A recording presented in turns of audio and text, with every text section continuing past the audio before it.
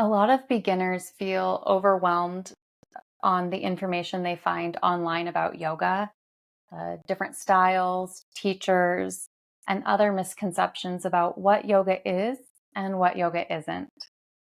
This video will discuss different yoga styles, finding the right teacher and style for you, and we'll cover a few misconceptions about what yoga is or isn't. One of those is that yoga is a workout for the body. And I really view yoga as a work in for the mind. And I'll tell you why. The body is a reflection or a manifestation of the mind. If you have a busy or overstuffed, overwhelmed mind, or a rigid or tense mind, that will show up in the body as pain, anxiety, possibly obesity, heart issues. When we come to our yoga mat, it is a process of stilling or softening the mind. Because the mind and body are connected, we can do this with the body, and that will have an impact on the mind.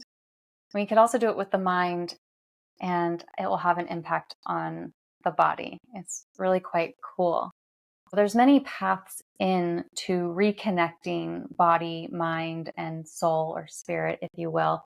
The word yoga means to unite or to yoke. So to unite the body, the mind, and the spirit in one. When you're coming to your mat, your yoga practice, no matter what style you're doing, we're aiming at ceasing the thoughts, the fluctuations of the mind, and connect with the body. At the same time, we create this connection, this harmony. When our body and mind is disconnected, we experience all kind of discomforts or dis-eases, diseases. So yoga can work for healing by reconnecting. And there's many different ways that we can do this, many different paths, and an experienced teacher or yoga therapist can guide you.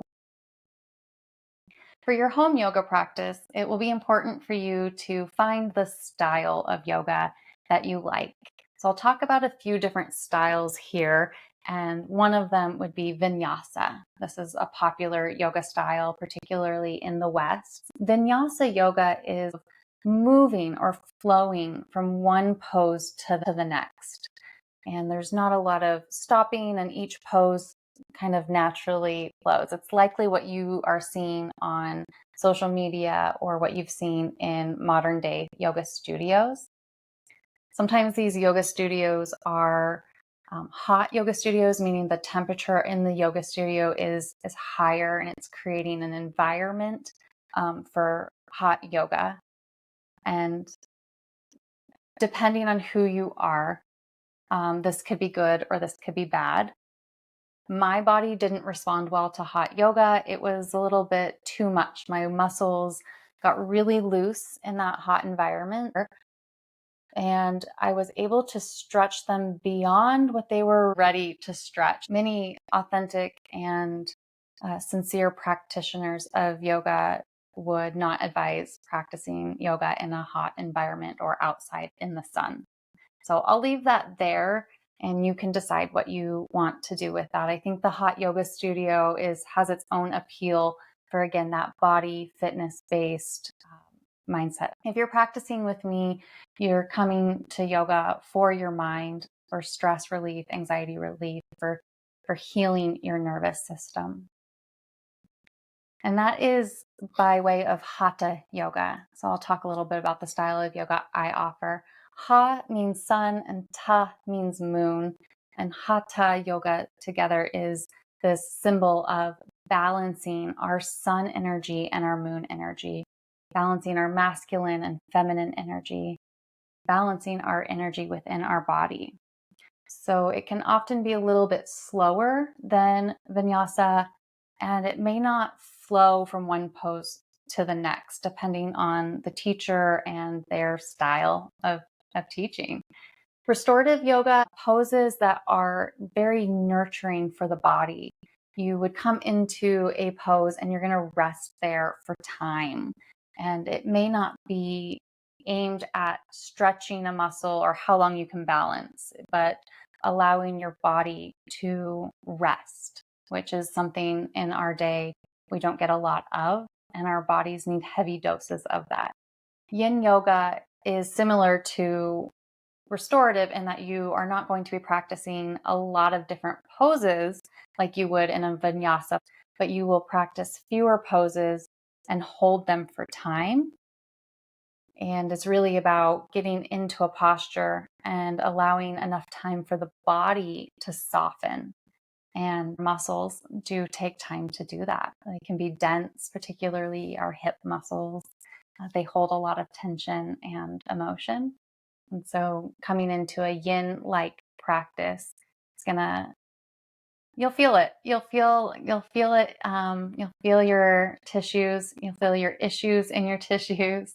And it's a really beautiful practice. Kundalini yoga is one that I am less familiar with within my own practice, but this is one that is focused on repetitive movement, breath, and sound. There's a little more chanting in Kundalini, at least the Kundalini I have practiced, and it's a little more focused on energy and spiritual nature. There are likely yoga styles that I have not covered, and if you have questions about them, you could ask in the comments, and I'd be happy to get back to you on that. Finding the right style of yoga for you is going to be imperative to enjoying your yoga practice. And if you enjoy your yoga practice, you're more likely to come back to it, right? So matching the energy that you're looking for, that can be one style of yoga. You pick one style for your whole life and you're happy with it. It nurtures you, and that's all you need. It may be day to day. In my experience, it's less about the style, but it's a lot about the teacher. And for starting a home yoga practice in this series, I am recommending that you find an online teacher, whether that's on demand, somebody on YouTube, or somebody who offers live classes, so that you can be guided. A teacher has the knowledge and experience that is lived within their body that they can share. It's like they're sharing their practice with you each time. You don't need to go it alone. You could read books and learn how to sequence and do all of those things on your own for a home practice if you want. But for a self-care ritual, I'm going to recommend that you find a teacher that you connect with, somebody that resonates with you. I remember my first yoga teacher online, that was all it was. I didn't know what I was doing, so I didn't know if the yoga was good or if the yoga was bad.